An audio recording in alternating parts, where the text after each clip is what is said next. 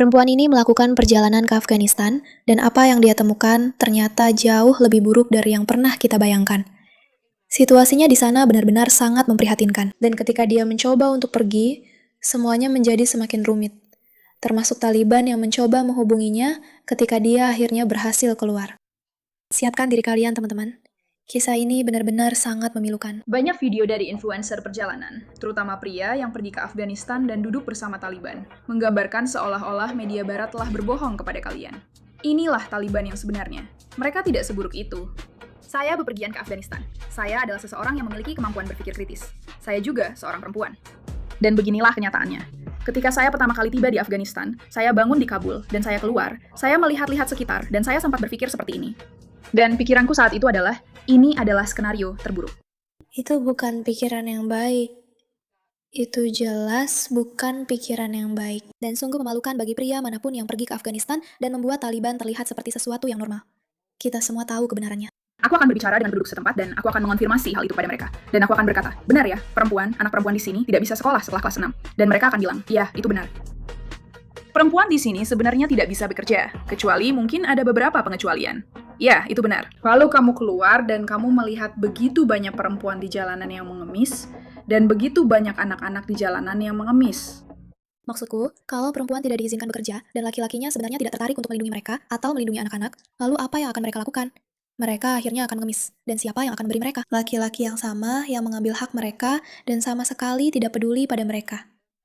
Ngomong-ngomong, ini dari Emily's Famous, yang membuat serial yang sangat berani tentang perjalanannya ke Afghanistan. Ini benar-benar gila. Tapi seperti yang sudah aku bilang ke kalian, Taliban juga menghubungi dia setelah perjalanannya.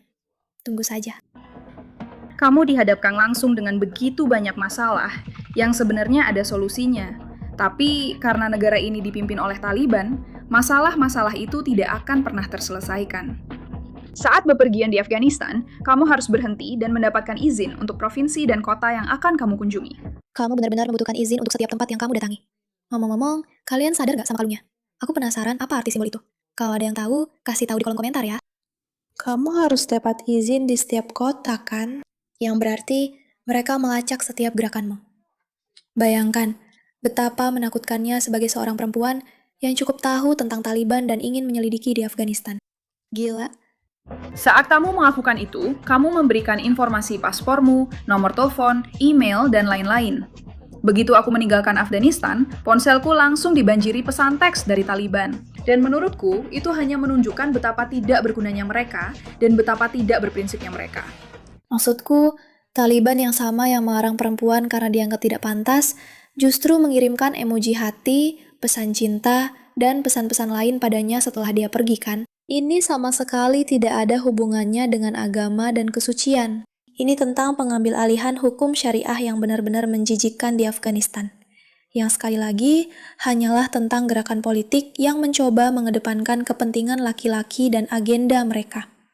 Supaya mereka bisa bertindak sesuka hati. Dan tidak ada yang benar-benar menarik mereka keluar dari situasi itu atau meminta pertanggungjawaban mereka. Jadi, mereka menindas perempuan dengan dalih menjadi sangat saleh dan benar. Mereka sebenarnya tidak peduli tentang menjadi saleh. Mereka peduli tentang kekuasaan, baik itu kekuasaan atas perempuan maupun kekuasaan atas etnis lain. Bepergian di Afghanistan adalah salah satu. Itu adalah salah satu tempat yang paling sulit secara emosional untuk dikunjungi. Aku sangat sering menangis. Aku benar-benar bersyukur karena aku memiliki pemahaman yang baik tentang Islam. Karena jika aku pergi ke Afghanistan tanpa memahami apa arti sebenarnya menjadi seorang Muslim, mungkin aku akan menjadi sangat Islamofobik. Taliban secara aktif berusaha menyingkirkan perempuan dari kehidupan masyarakat yang normal. Sebagai pengingat, aku sama sekali tidak tahu siapa influencer ini. Dan aku juga tidak tahu kenapa dia berbicara positif tentang Islam kepadaku. Begitu kamu melihat apa itu Taliban, dan kamu memahami bahwa itulah yang menjadi ideal bagi gerakan ini. Aku tidak tahu bagaimana kamu bisa tidak menjadi seperti yang dia sebut fobia. Yang kamu juga tahu, menurutku itu hanya pura-pura saja. Dan istilah itu tidak ada yang benar-benar fobia. Ini bukan ketakutan irasional terhadap sebuah agama.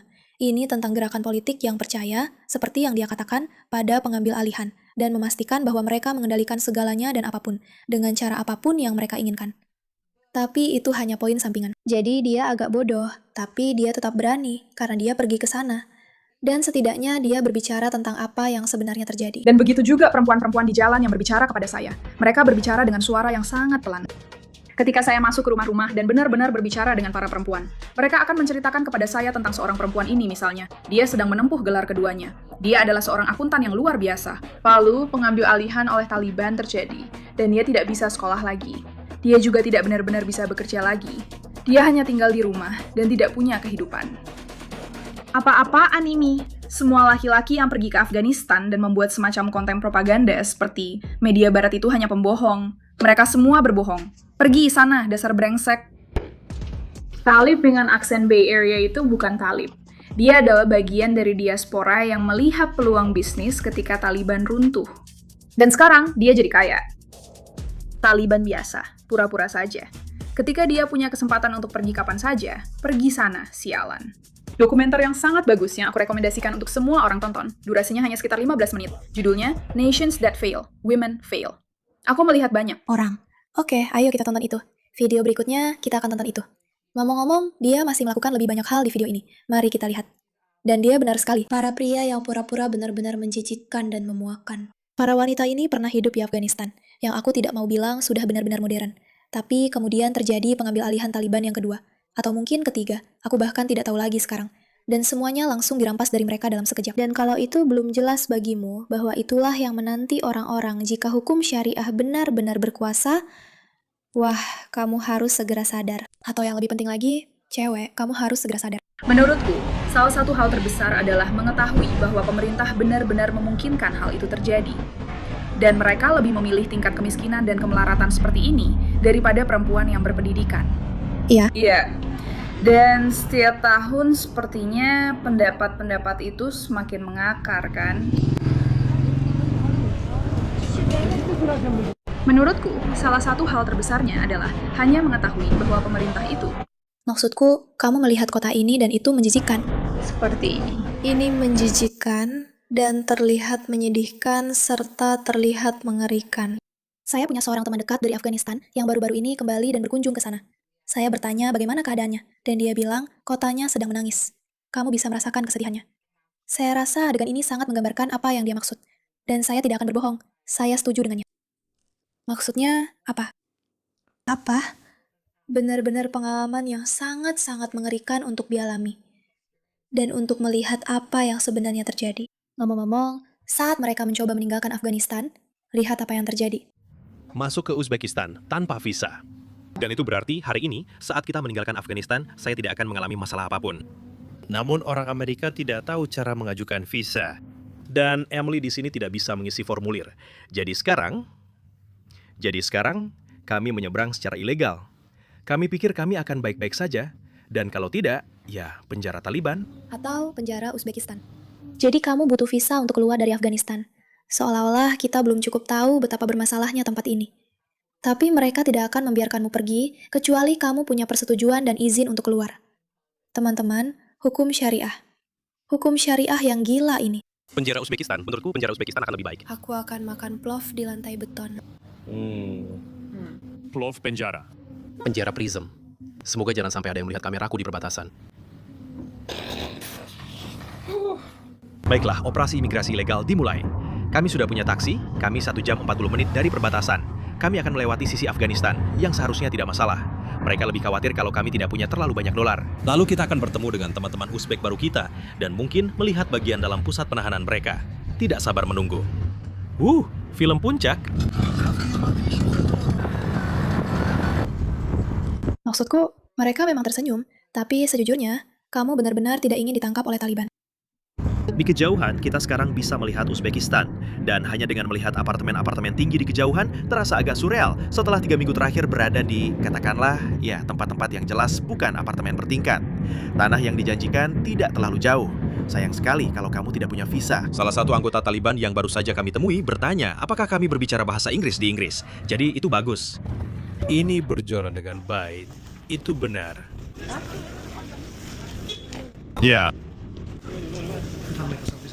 Ya, saya pikir kalau kita bicara bahasa Inggris dengan suara yang cukup keras, mungkin sesuatu akan terjadi. Ini suara bicara saya yang normal. Ya, ini adalah Suara bicara normal saya. suara. Mereka bertanya padamu, berapa dolar yang kamu punya? 300, 300, 400, 300, 300.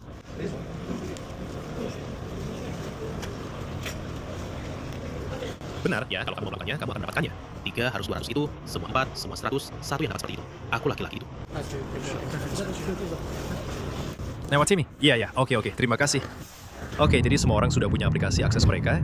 Secara teknis, kita sudah meninggalkan Afghanistan. Kita berada di sepanjang jalur persahabatan Soviet lama. Pokoknya itu dia. Ini jenis vlog yang akan aku buat. Agak membosankan, tapi memang itu tujuannya. Intinya, tidak mudah untuk pergi. Kamu butuh izin, dan kamu harus mengerti bahwa negara-negara yang hidup di bawah kondisi seperti ini, situasinya benar-benar mengerikan. Mengirimkan begitu banyak cinta dan simpati untuk para perempuan yang dulunya bebas dan sekarang tidak lagi bebas. Serta berharap bahwa ini tidak akan menjadi kisah masa depan masyarakat. Terima kasih atas perhatian Anda terhadap masalah ini. Hai teman-teman, saya Meiraka, pembawa acara The Pushback, dan saya sangat bersyukur kalian ada di sini. Seperti yang kalian semua tahu, kami sedang menjalankan misi untuk menciptakan sebuah perlawanan, sebuah gerakan online yang mengubah nada media yang kita lihat saat ini dan membela Barat dari hal-hal yang memang perlu dibela. Dan kami berusaha melakukan itu secara mandiri. Jika Anda ingin beriklan bersama kami, pastikan untuk mengirim email ke info@meirak.com. Tapi yang lebih penting, kami akan segera mengumumkan sesuatu yang sangat menarik. Banyak dari kalian yang bertanya bagaimana bisa lebih terlibat dalam The Pushback, dan kami sedang menyiapkan sesuatu yang luar biasa. Jadi, tetap pantau terus ya. Pastikan untuk menekan tombol subscribe, menyukai video ini, berkomentar, berinteraksi, dan cek berbagai cara untuk mendukung kami. Dan tentu saja, teruslah menonton. Karena apa yang kami lakukan di sini adalah sebuah revolusi. Dan kami sangat, sangat bersyukur kalian menjadi bagian dari ini.